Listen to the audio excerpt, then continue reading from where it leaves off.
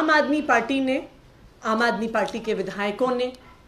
आम आदमी पार्टी के उप मुख्यमंत्री मनीष सिसोदिया जी ने दिल्ली में बार बार भारतीय जनता पार्टी के ऑपरेशन लोटस का पर्दाफाश किया है। आम आदमी पार्टी के विधायक सामने आए और उन्होंने दिल्ली के और देश के लोगों को बताया कि किस तरह उनको 25-25 करोड़ रुपए ऑफर हो रहे हैं भारतीय जनता पार्टी में जाने के लिए। दिल्ली के डिप्टी सीएम मनीष सिसोदिया जी सामने आए, उन्होंने बताया कि उनको ऑफर दिया गया कि अगर वो भारतीय जनता पार्टी में जाते हैं तो उनके खिलाफ हो रहे ईडी सीबीआई के सारे केसेस को खत्म कर दिया जाएगा और उनको भारतीय जनता पार्टी की तरफ से मुख्यमंत्री बनाया जाएगा। यहां तक कि जब मनीष सिसोदिया जी को सीबीआई द्वारा क्वेश्चनिंग के लिए बुलाया गया तब भी उन्हें अप्रोच करके बोला गया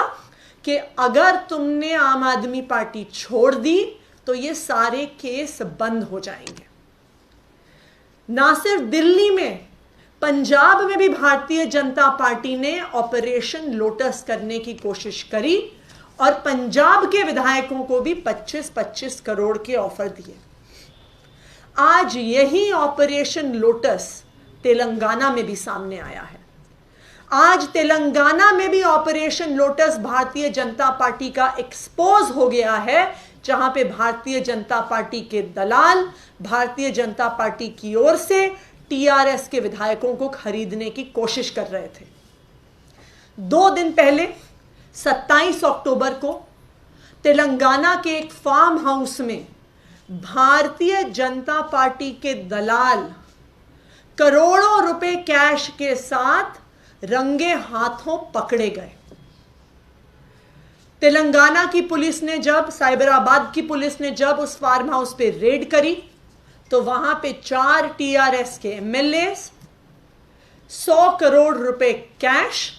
और भारतीय जनता पार्टी के 3 दलाल रिपोर्ट्स के अनुसार वहां पर उन्हें रंगे हाथों मिले। तो कौन थे भारतीय जनता पार्टी के ये 3 दलाल जो उस फार्म हाउस से पकड़े गए? हम आपको उनकी तस्वीरें दिखाना चाहेंगे। ये 3 लोग हैं रामचंद्र भारती जी, जिन्हें स्वामी जी के नाम से जाना जाता है, डी सिमैया जी और नंद कुमार जी।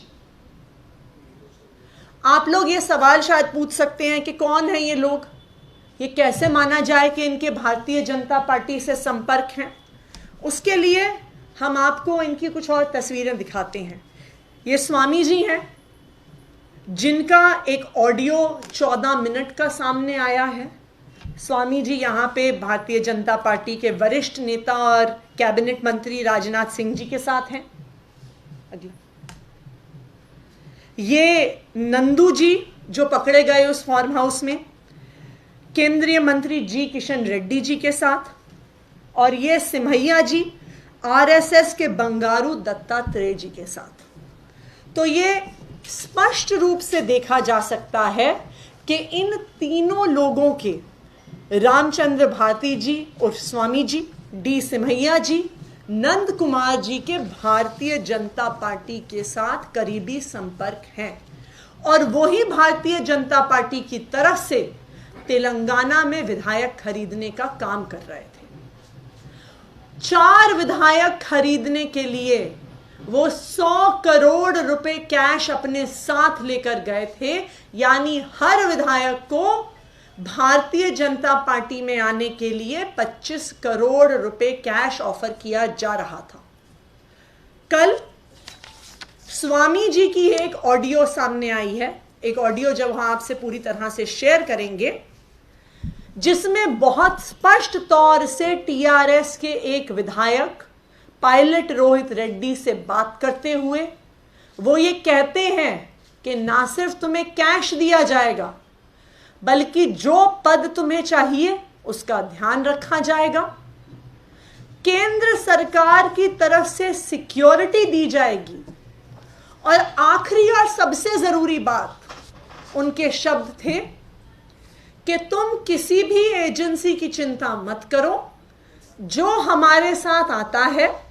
चाहे ईडी हो, चाहे सीबीआई हो, चाहे इनकम टैक्स हो, उनके सारे केसेस का हम ध्यान रखते हैं। किस तरह ईडी सीबीआई केसेस का ध्यान रखा जाता है, ये पूरे देश ने देखा हुआ है कि किस तरह से हेमंत बिस्वा शर्मा जब एक बार भारतीय जनता पार्टी के साथ आ गए तो उनके खिलाफ सारी इन्वेस्टिगेशन खत्म हो गई, कि किस तरह शुभेंदु अधिकारी जब भारतीय जनता पार्टी के साथ आ गए तो उनके खिलाफ सारी इन्वेस्टिगेशन खत्म हो गई, और किस तरह से मनीष सिसोदिया जी को बोला गया था कि अगर तुम भारतीय जनता पार्टी में आ जाओ तो तुम्हारे खिलाफ भी सीबीआई ईडी के केसेस बंद किए जाएंगे। ना सिर्फ इतना, स्वामी जी टीआरएस के विधायक को कहते हैं कि आप जब और विधायकों को लेकर आओगे तो मैं तुरंत आपकी बीएल संतोष जी से मीटिंग कराऊंगा और मैं नंबर 2 से आपकी बात करवाऊंगा। वो आगे जाके स्पष्ट करते हैं कि उनकी शाह जी से काफी लंबी कॉन्फ्रेंस कॉल हो गई है और उनकी बात करवाई जाएगी। तो क्या अब देश के गृह मंत्री अमित शाह जी सिर्फ विधायकों को खरीदने बेचने में लगे हैं? क्या ये नंबर 2 जिनकी बात हो रही है, जो शाह जी की बात हो रही है, ये देश के गृह मंत्री अमित शाह है, जो सीबीआई और ईडी से सारे खरीदे हुए विधायकों को बचाएंगे? आज टीआरएस के एक एमएलए से बातचीत का इन्हीं दलालों द्वारा एक दूसरा ऑडियो सामने आया है, जिसमें वो टीआरएस के विधायकों को कह रहे हैं कि जो रूट हम तेलंगाना में अपना रहे हैं, सेम रूट से हम दिल्ली में 43 एमएलए से संपर्क में हैं, उन्हें तोड़ने की कोशिश कर रही हैं। 43 एमएलए को तोड़ने की कोशिश कर रहे हैं, ये भारतीय जनता पार्टी के दलालों ने टीआरएस के विधायकों को बताया है कि हम दिल्ली में ये कोशिश कर रहे हैं। आप लोग याद करिए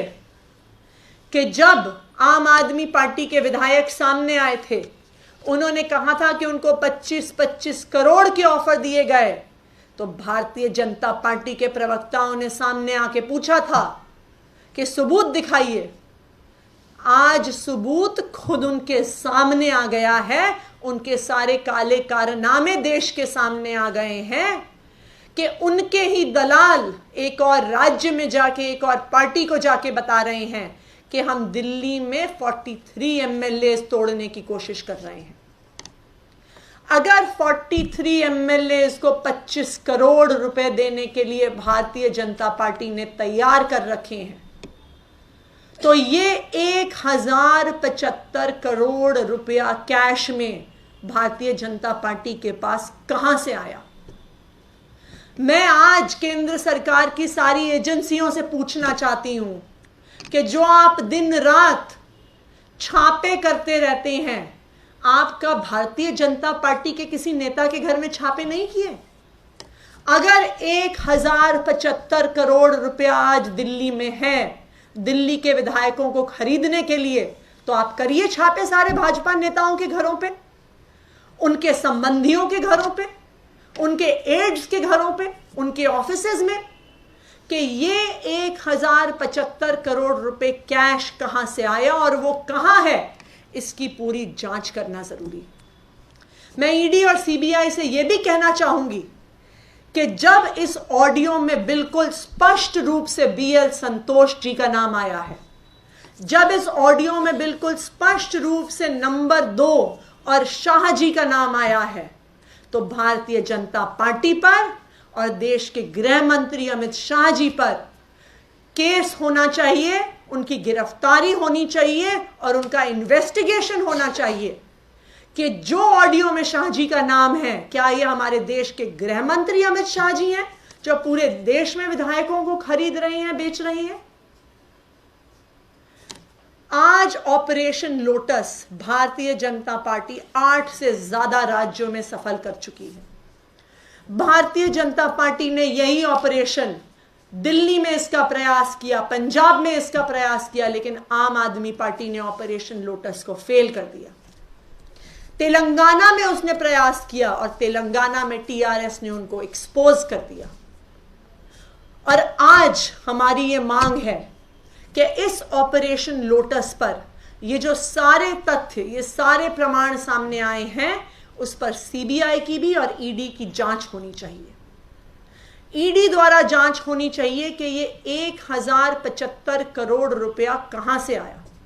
जो 100 करोड़ रुपया कैश तेलंगाना में मिला है वो कहां से आया। और मैं सीबीआई से भी मांग करती हूं कि हमने 2 महीने पहले ऑपरेशन लोटस को लेकर